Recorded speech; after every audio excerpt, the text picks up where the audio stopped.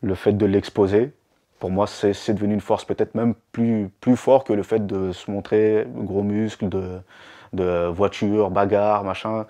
Je pense que quand tu avances, que tu es un bonhomme, il y a aussi d'autres manières de le montrer.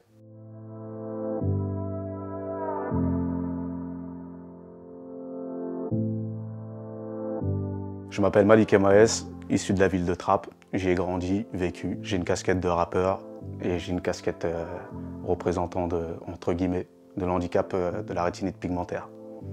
J'ai découvert, entre guillemets, que j'étais malade aux alentours de mes 16 ans, que je perdrais la vue, mais sans avoir été chez les médecins, parce qu'il y avait quelques antécédents. J'ai un petit frère qui a la même maladie. Dans mes souvenirs les plus lointains, j'arrive à remonter jusqu'en primaire, et déjà, je me suis rendu compte qu'en primaire, je ne pouvais pas copier sur mes camarades, comme tout le monde a un peu fait. Les gens étaient gênés par le bras de l'autre, mais moi, en fait, j'arrivais pas du tout à lire, même s'il me montrait sa feuille, qu'il la mettait très proche de moi. Je pouvais pas tricher. C'est des petits flashs comme ça qui me sont revenus.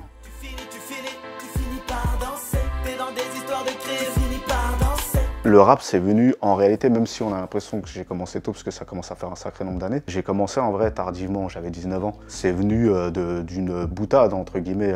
J'allumais un peu mon petit cousin 3010 qui rappait lui déjà, et puis à un moment, on l'entend faire un petit freestyle. Et au final, pour le délire, je me suis lancé dans l'écriture avec mon cousin sur l'écriture d'un titre qu'on a enregistré, et j'y ai pris goût, tout simplement. Et j'ai commencé à écrire dès le départ sur des choses qui me parlaient, donc des choses très personnelles, ce qui ne plaisait pas aux gens quand je faisais écouter, mais j'aimais me livrer sur ces titres-là en tout cas. Parler de ma maladie dans mes textes, ça n'a jamais été une crainte entre guillemets, parce que à partir du moment où j'ai décidé de le faire, c'est que j'avais accepté de porter le fardeau. Et quand moi j'ai décidé de me livrer, j'ai décidé de le faire pour ces raisons-là, pour expliquer un petit peu aux gens c'est quoi vivre quand tu ne vois pas autour de toi. Ils ont pris mes yeux, ils les ont cassés, et j'ai pas compris pourquoi j'ai mal à la tête, oui j'ai pas la forme, je vois pas mes enfants, je sais pas qui ils sont.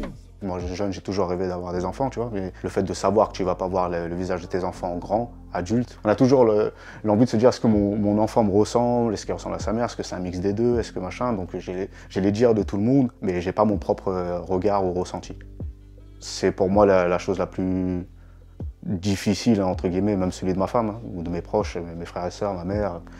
Je pense que c'est la chose la plus difficile à accepter.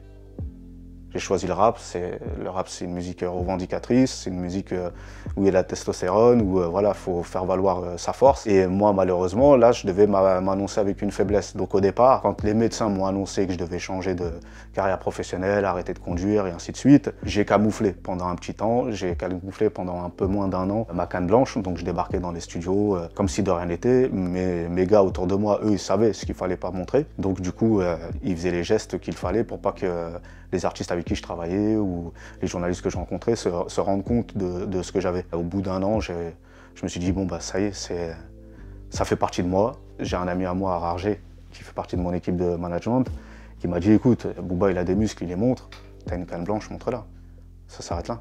Du coup, j'ai sorti ma canne blanche en studio avec Al Capote, et c'est les premières personnes avec qui j'en ai échangé dans un studio. Le fait de faire du rap, d'être aveugle, c'est déjà, même quand tu le prononces, je sais pas s'il y en a d'autres, je sais pas si pour les gens ça représente quelque chose. En revanche, ce que j'avais comme certitude, c'est qu'étant donné que les jeunes qui nous écoutent ou les gens qui écoutent de la musique très souvent, c'est parce qu'ils vont s'y identifier. Je me disais que les jeunes n'auraient jamais envie de ressembler à un aveugle. Je pense que ça traverse l'esprit d'aucun jeune, de se dire je suis un mec de tel endroit ou je suis une nana de tel endroit et voilà, être aveugle c'est lourd. Non, je pense que ça dénote complètement, en tout cas pour moi à l'époque ça dénote complètement, et quand je décide de le faire, je me dis bon ben, je serai ce personnage-là, ce personnage-là, il n'y en a pas d'autre, je vais prendre la place. Rentre dans le donjon, j'ai les yeux fait se faire doggy style. On avait le temps, je suis dans l'espace, y'a que du nouveau quand j'étais jeune. On les laisse sur la béquille, tu sais bien que les bacs se font baffer. 6 heures, y'aura pas perquis, depuis minuit, c'est pas piqué sur le parquet. Le moment charnière de ma carrière, c'est le titre Driss. C'est le titre que j'ai dédié à mon fils qui venait de naître. Et Driss, c'est le premier titre que j'ai enregistré sans avoir écrit, sans avoir préparés. J'ai débarqué dans le studio avec une instru et je me suis posé au micro et on a plié le titre peut-être en 2 heures. J'approche de mes 25 ans, marié, je n'ai qu'un enfant. Quand je souris, je fais souvent semblant, je te vois sur le tapis rampant. Je m'adresse à toi, mon fils, triste, tu le sens qu'aujourd'hui je suis si triste. Papa par la vue peu à peu, je vois évoluer pas à pas.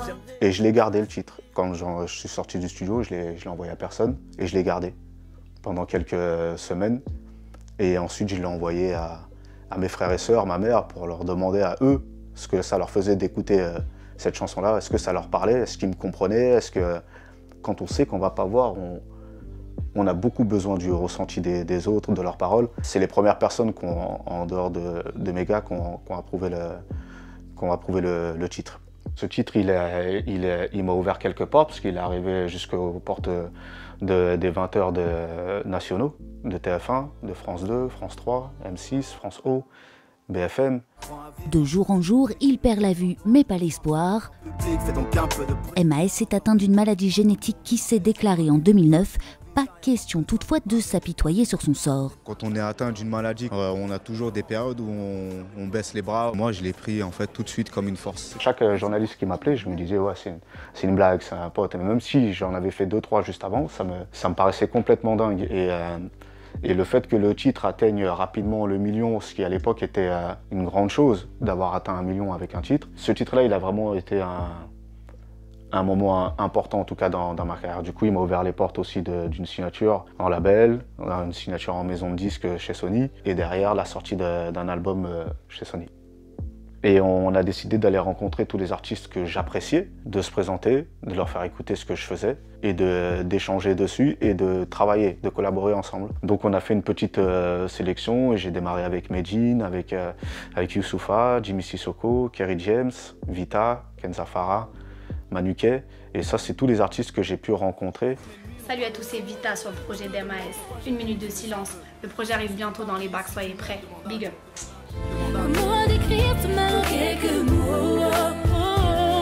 Maître Gims, Oscar, Barack Adams, on est là pour soutenir le projet d'MAS, le trap.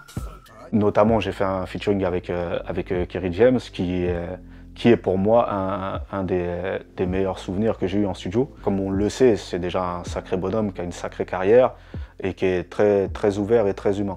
Quand on a enregistré ensemble, j'ai enregistré ma partie sur laquelle il m'a guidé. Et quand il a posé son couplet à lui, j'ai compris qu'il ne faisait pas juste un featuring, il faisait une collaboration. Et tu marches droit, même si tu perds la source. Tu seras éclairé en vie tant que ton cœur voit. Tu seras apaisé, malique tant que ton cœur voit. Brave, fort. Les mots qu'il a utilisés dedans étaient très forts. C'était une description un peu de ce que je voulais défendre, la force, le combat. Et on sait que le combat continue, c'est un de ses slogans. Ça a été une rencontre très marquante. Et tous les autres artistes avec qui j'ai travaillé sur ce projet-là ont été, je trouve en tout cas, à la hauteur et ont respecté la partie artistique de la rencontre.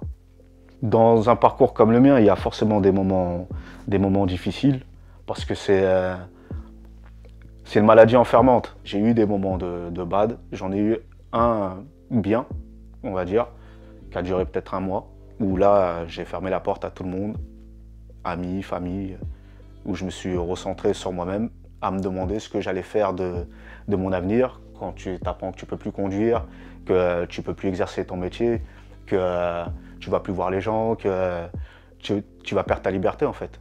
Quand tu as envie de faire un truc, que tu sors de chez toi, tu prends ta voiture, que tu vas faire un tour, les gens ne s'en rendent même pas compte, mais c'est une liberté de dingue. Et ouais, ça m'a enfermé. Et après, bon, bah, le mois passant, j'ai repris du poil de la bête et je me suis dit, j'ai une famille, j'ai des enfants. Si je ne reste pas debout, c'est leur montrer un mauvais chemin ou une mauvaise pente. On doit rester debout quoi qu'il arrive. Aujourd'hui, avec le recul, très souvent, quand on affronte des choses, on cherche des coupables, des raisons. Je pense que la seule raison qui est fait qu'après l'ascension, j'ai fait face à une chute, c'est moi-même.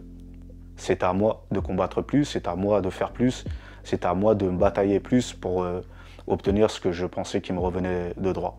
C'est pour ça que j'ai décidé d'un commun accord avec mes enfants, un peu poussé par eux, de revenir et de démontrer à nouveau que le rap c'est pas une histoire passée pour moi, que la musique c'est pas une histoire passée non plus, et que les gens n'ont pas tout découvert. Ils m'ont dit mal quand tu rêves, n'oublie pas la vie que t'as eux. Ils m'ont dit mal quand tu rêves, n'oublie pas la vie que t'as eux. On m'a dit un jour si tu crèves, c'est sûr tu retrouveras la vue. On m'a dit un jour si tu crèves, c'est sûr tu retrouveras la vue.